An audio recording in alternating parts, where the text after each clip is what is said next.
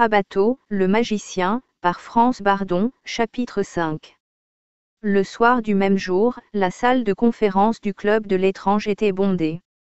Frabato donnait une interview privée destinée aux seuls journalistes et scientifiques que lui-même avait expressément invités. Cependant, certains des membres de la Fog-Loge se trouvaient parmi eux, cet ordre secret ayant des affiliés dans chaque catégorie socio-professionnelle. Lorsque la séance fut levée, les journalistes entourèrent Frabato et bombardèrent ce dernier de questions. Le premier assaut terminé et la curiosité des invités satisfaite, Frabato se retira avec quelques personnalités dans une pièce à l'écart afin de poursuivre la conversation dans un cercle restreint. Pendant la discussion, le problème de l'hypnose, entre autres, fut évoqué. Frabato expliquait qu'à l'avenir il ne pourrait plus refaire des expériences d'hypnotisme avec le public, un inspecteur de police lui ayant fait observer que de nouvelles dispositions légales avaient été prises sur cette question et qu'il s'était engagé à les respecter. Cette nouvelle éveilla une excitation soudaine dans l'assistance et un journaliste interpella le magicien avec éclat. Je vous parie 500 marks que vous n'oserez pas vous livrer à une expérience d'hypnose à votre prochaine représentation. Frabato eut le sentiment d'être acculé. Ce n'était pas dans sa nature de transgresser la loi.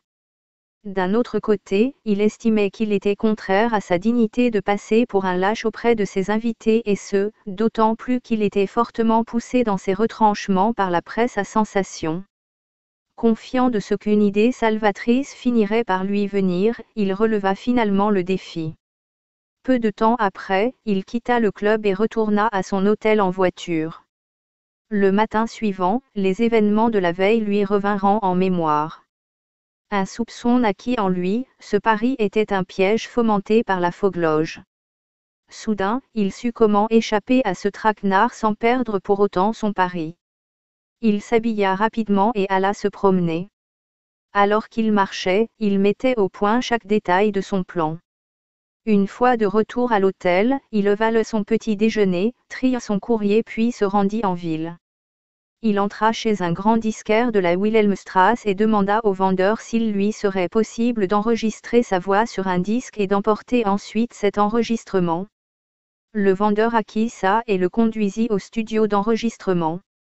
Au milieu de l'après-midi, il quitta le magasin et, chargé d'une pile de disques, il regagna son hôtel tout joyeux. Le grand hall de la galerie d'art était très animé. De nombreux journalistes de Dresde ne voulaient pas manquer cette soirée. Une foule de plus en plus nombreuse se bousculait pour assister aux expériences de ce mystérieux Frabato. La salle était bondée quand le magicien apparut sur scène, accueillant d'un sourire l'assistance. Dès que les applaudissements se calmèrent, il dit « Mesdames et messieurs, je vous remercie beaucoup de cet accueil et du grand intérêt que vous manifestez envers mes expériences.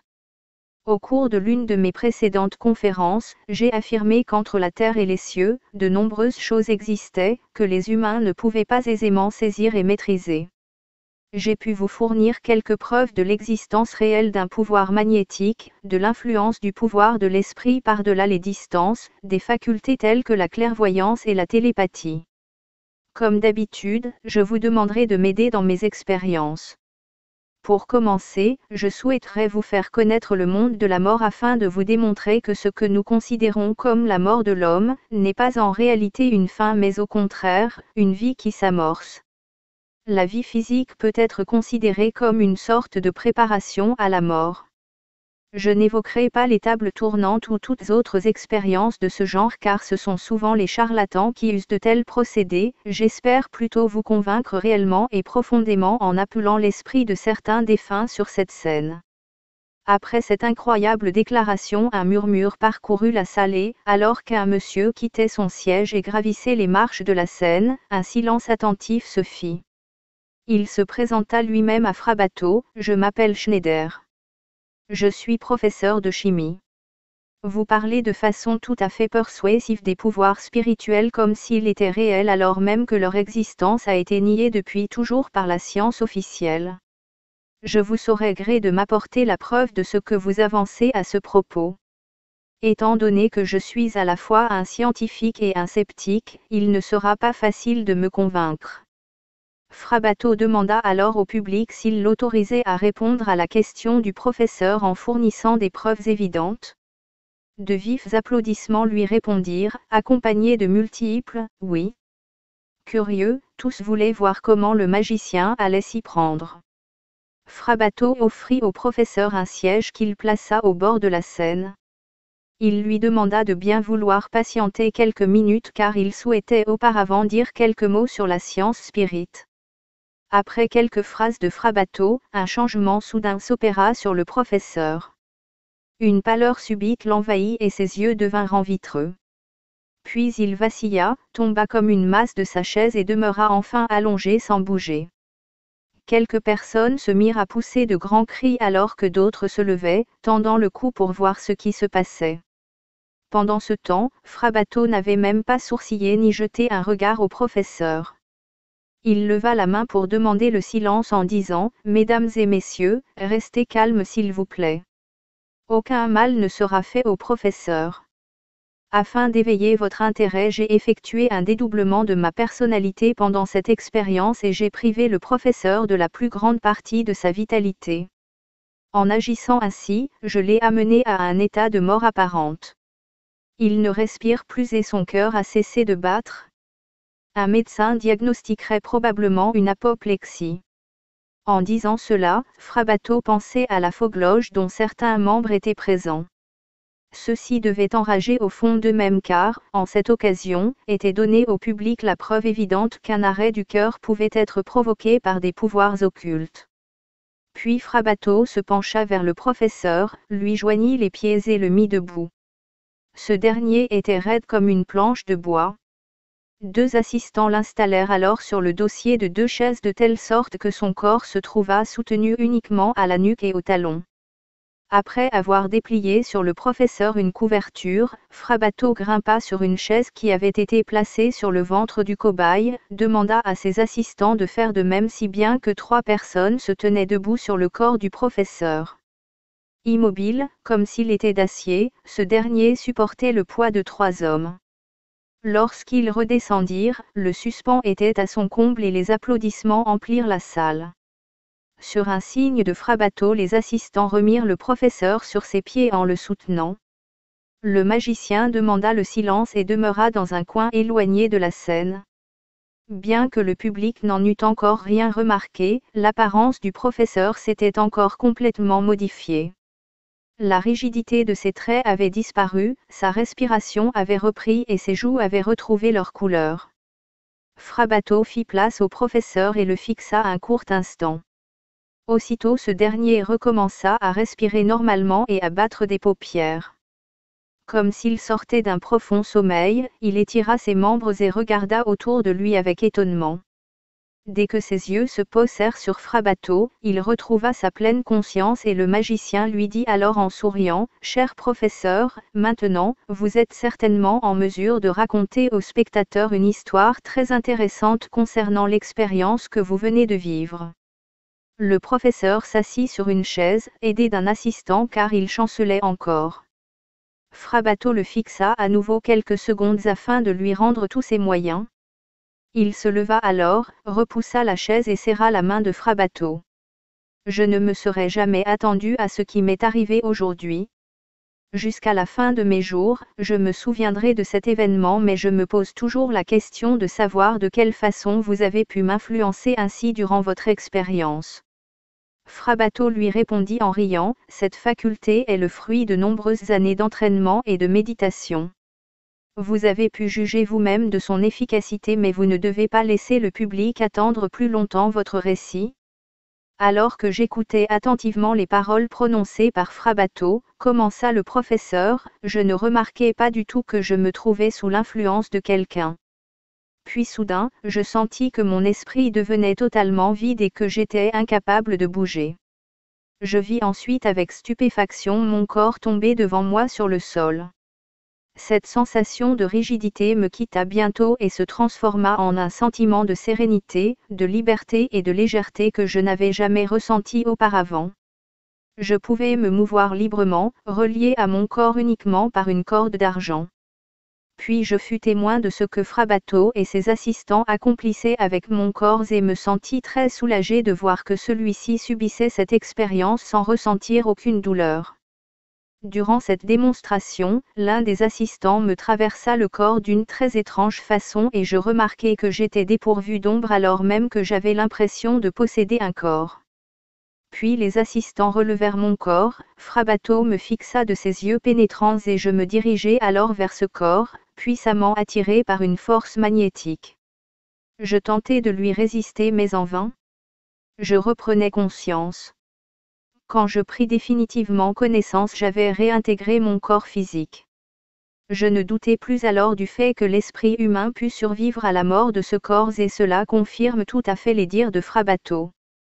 Ayant remercié ce dernier avec exubérance, le professeur retourna s'asseoir, accompagné des applaudissements ravis de la salle. Un silence, plein d'attente, s'instaura à nouveau et le magicien poursuivit, « Mesdames et messieurs, je suis très satisfait de ce que le professeur, personne neutre entre toutes, ait confirmé que l'esprit humain peut exister, indépendamment du corps physique. Je voudrais vous faire remarquer qu'un homme qui n'aurait pas développé ses facultés psychiques et spirituelles serait incapable de percevoir, après sa mort, des sensations quelconques en provenance du monde physique. Par ailleurs, je voudrais souligner que les expériences de ce type ne pourraient pas être réalisées par un profane car celui qui ne maîtrise pas complètement les 4 éléments subirait la disharmonie qui est en lui, entre son esprit, son âme et son corps et il pourrait donc finir ses jours dans un asile de fous. Ceci est un avertissement. Mais maintenant, poussons plus loin l'expérience. Lequel d'entre vous souhaiterait contacter un ami ou un parent décédé ?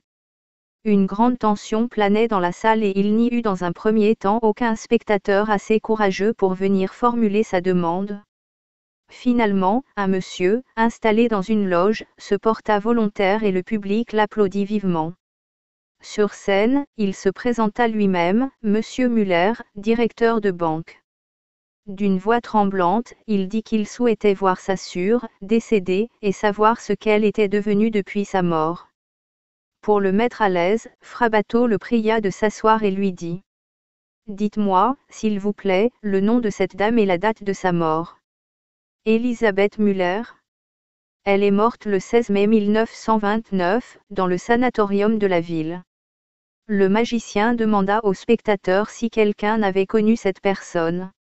À ces mots, une dame âgée, assise dans la loge de Monsieur Muller, se leva immédiatement, c'était la mère de la défunte. 2 hommes, dans la même loge, indiquèrent qu'eux aussi étaient des parents. Enfin, une jeune femme s'écria de la salle qu'elle avait été son amie et sa camarade de classe. C'est bon, dit Frabato, je préfère que de nombreuses personnes soient en mesure d'identifier celle que je vais appeler. Et maintenant, je vous prie de vous montrer très attentif. Un silence, plein d'expectative, tomba et le magicien s'assit dans un coin de la scène de façon à être vu de tous.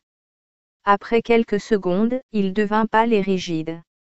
Puis, les couleurs lui revinrent mais il se transforma tellement qu'il en vint à ne plus ressembler à lui-même. La dame de la loge s'écria, « Lise !» Frabato se leva alors gracieusement, sa silhouette légère et son complet changement d'apparence donnaient l'impression qu'il était une jeune fille. Sans aucun doute, son corps était habité par l'esprit de la défunte afin de permettre à celle-ci de parler à son frère une fois encore. Muller, qui avait reconnu sa sœur à ses traits, tremblait de tout son corps.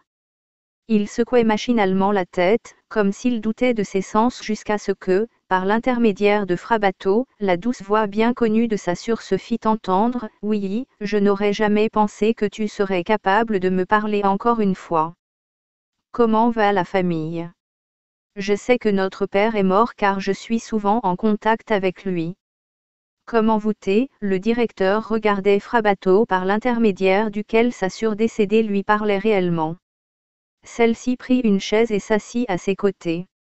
Ils conversèrent un peu à voix basse puis elle demanda un morceau de papier et un crayon afin d'écrire à Robert, son ex-fiancé. Elle donna la lettre à son frère et prit congé de lui en serrant sa main. Elle présenta, enfin, ses respects à ses parents et s'assit à nouveau. Son corps redevint rigide, comme au début de l'expérience. Après quelques secondes, cette rigidité disparut et le visage reprit les traits bien connus de Frabato. Celui-ci se leva et se tourna vers le directeur qui, les larmes aux yeux, regardait la lettre laissée par sa sœur. Impossible et possible pourtant. Murmura-t-il, c'est bien l'écriture de ma sœur. J'espère que vous êtes maintenant convaincu de ce que votre sœur est toujours vivante, ou bien doutez-vous qu'elle ait pu s'exprimer par l'intermédiaire de mon propre corps. Non, je ne doute pas, répondit le directeur, et je vous remercie beaucoup de votre concours. Il retourna à sa loge, le visage bouleversé par cet événement extraordinaire. Frabato déclara que la première partie du spectacle était terminée et promit une suite très amusante après l'entr'acte. Il réapparut sur scène, après un intermède, au milieu des applaudissements.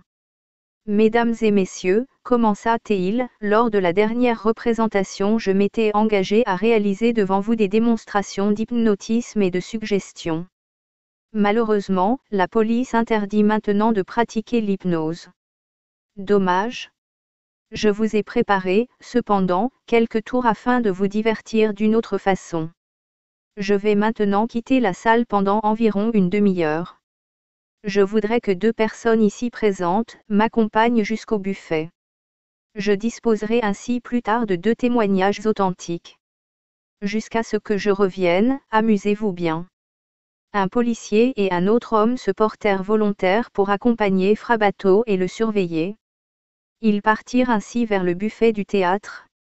L'attente figeait l'assistance et tous les regards étaient dirigés vers la scène, chacun étant convaincu que Frabato y avait laissé quelque chose d'intéressant. Et il ne s'était pas trompé car on entendit la voix du magicien, transmise par un haut-parleur, « Mesdames et messieurs, bien que je me trouve hors de la salle, mon esprit est avec vous puisque nous ne souhaitons pas vraiment interrompre l'expérience. S'il vous plaît, obéissez à mes ordres. Fixez le milieu de l'estrade sans arrêt comme si j'y étais en personne. Ceux qui le peuvent, seront capables d'imaginer la présence de mon corps. Maintenant, je répands un fluide invisible qui provoquera en vous un sentiment de tranquillité totale et d'harmonie. Vous êtes si calme, à présent, que vous vous sentez même fatigué. Cette fatigue s'accroît de plus en plus comme si vous vous livriez à un énorme travail. À chaque fois que vous respirez, vous devenez de plus en plus fatigué. Votre désir de sommeil domine totalement vos pensées. Vos paupières se ferment et vous êtes plongé dans un sommeil si profond que rien ne peut vous réveiller. Aucun bruit ne peut vous déranger ou vous éveiller. Vous vous réveillerez seulement lorsque je vous en donnerai l'ordre. Ceux et celles qui ne se seraient pas endormis, pourront claquer les mains très fort, siffler, appeler et tenter de réveiller leurs voisins endormis. En vain. De fait, la majorité des spectateurs étaient tombés dans un profond sommeil et un grand brouhaha s'élevait, ceux qui étaient restés éveillés essayaient, par tous les moyens possibles, de réveiller leurs voisins. Ce fut sans effet. Quelques minutes plus tard, la voix de Frabato se fit entendre à nouveau, même si vous tiriez des coups de feu, vous ne pourriez pas réveiller les dormeurs. Ils sont en état de transe profonde et ne réagiront qu'à mes propres ordres. Je m'empare, à présent, de l'esprit des dormeurs par la puissance de ma pensée. Ils n'auront qu'à m'écouter et obéir à mes ordres. Ensuite, lorsque j'aurai compté jusqu'à 3, ils se réveilleront. Ils ne se souviendront pas de ce qui leur est arrivé. 1. Lassitude et assoupissement cessent et le contentement et la joie remplissent votre existence. 2. Votre santé est renforcée. Vous vous sentez très bien et tout malaise a disparu. 3. Réveillez-vous tout. Ceux qui se réveillaient se rendirent compte avec étonnement de la gaieté qui régnait dans la salle et ne pouvaient croire qu'il avait pu être si rapidement endormi. Après de longues explications, la voix provenant du haut-parleur demanda que 10 hommes et 10 femmes prissent place sur des sièges installés à leur intention sur scène. Des spectateurs partirent s'asseoir 2 par 2, chaque homme accompagné d'une femme. Après quelques instants de confusion, l'ordre se rétablit et Frabato donna d'autres instructions. Mesdames et messieurs qui êtes sur scène, vous allez maintenant écouter de la musique. Une valse sera jouée pour vous. Vous ressentirez le besoin de danser avec votre partenaire.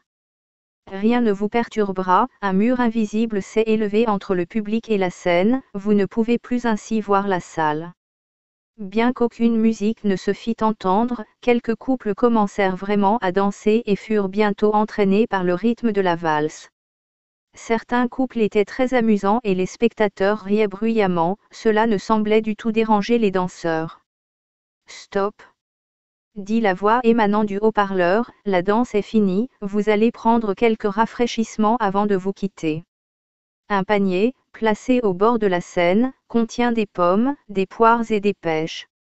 Vous pouvez vous servir, vous vous réveillerez immédiatement après la première bouchée, sans avoir rien avalé et vous retournerez à vos places avec un sentiment de joie. Que quelqu'un vienne me chercher, maintenant, ainsi que mes deux témoins. Les personnes qui avaient été hypnotisées sur scène se précipitèrent vers les fruits imaginaires mais desquels les mordirent, elles se réveillèrent et firent des grimaces. Bon sang! Ce n'est pas du tout une pêche. C'est un oignon. S'exclama aigrement l'une d'entre elles, les larmes aux yeux alors qu'une autre s'écriait, zut! C'est une pomme de terre crue. Cette farce continua ainsi quelques moments. Lorsque tous eurent regagné leur place, un spectateur se dirigea vers le buffet pour chercher Frabato et les deux témoins. Accueilli par les applaudissements, le magicien monta sur scène et s'adressa au public en riant. Je vois à vos visages que vous avez passé un bon moment, je suis heureux de voir que vous avez également apprécié cette partie de l'expérience bien que je n'ai pas été moi-même présent dans la salle, ces deux excellents témoins, dont je suis d'ailleurs l'obligé, peuvent le confirmer. Ainsi s'achève, à présent, cette soirée et je vous invite cordialement à venir assister à la prochaine représentation que je donnerai ici même après-demain. Bonne nuit à tous. Le rideau se baissait lentement, Frabato gagna sa loge. Il s'était juste changé quand deux hommes entrèrent sans avoir été annoncés. Vous êtes Frabato, n'est-ce pas? Demanda l'un des intrus. Comme le magicien acquiesçait, il sortit sa carte d'identité en disant « Département de recherche criminelle. Vous êtes en état d'arrestation. Suivez-nous, s'il vous plaît. » Une voiture les emmena tous les trois au commissariat où Frabato fut placé sous surveillance. Le matin suivant, des articles de presse relataient en détail les expériences sensationnelles menées par le magicien et l'arrestation de celui-ci par la police. Tôt le matin, il fut conduit auprès du commissaire qui, manifestement ennuyé, passa tout de suite à l'attaque. Vous avez enfreint la loi et troublé l'ordre public en vous livrant à des expériences d'hypnose tout en sachant qu'elles étaient interdites. Des témoins racontent que plus de 100 personnes ont été hypnotisées. Vous devrez payer cher pour cela, et devant le tribunal il ne sera pas facile de vous défendre. Le commissaire, furieux, arpentait nerveusement la pièce. « Quelle honte !» s'exclama-t-il, « pourquoi avez-vous fait cela ici plutôt qu'ailleurs? Quelle réputation vais-je avoir maintenant auprès de la population ?» Frabato était assis et ne disait mot. Il écoutait posément le commissaire, laissant ce dernier exprimer sa colère et il ne recommença à parler qu'une fois le calme revenu. Vous avez certainement été mal informé car je n'ai hypnotisé personne hier, répliqua le magicien. Même l'un de vos officiers de police est en mesure de témoigner que je me trouvais au buffet avec lui à ce moment précis. Le public a passé une demi-heure à écouter mes disques et vous ne pouvez en aucune façon me reprocher cela. Rien n'empêchait les spectateurs d'arrêter le tourne-disque sur l'estrade. Puisque j'étais absent moi-même de la salle, je ne suis coupable de rien.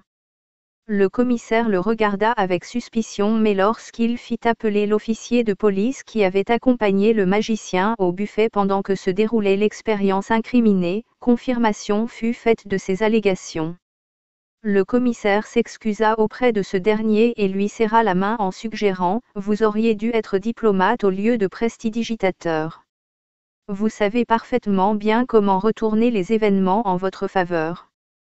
Vous êtes maintenant libre à nouveau et je vous présente mes excuses pour le zèle dont ont fait preuve mes hommes. » Frabato salua et partit immédiatement à son hôtel. Avant tout, il devait se reposer car la nuit passée au commissariat n'avait pas été très agréable. Le lendemain, les journaux annonçaient que Frabato avait été relâché et que la représentation prévue aurait bien lieu le soir même.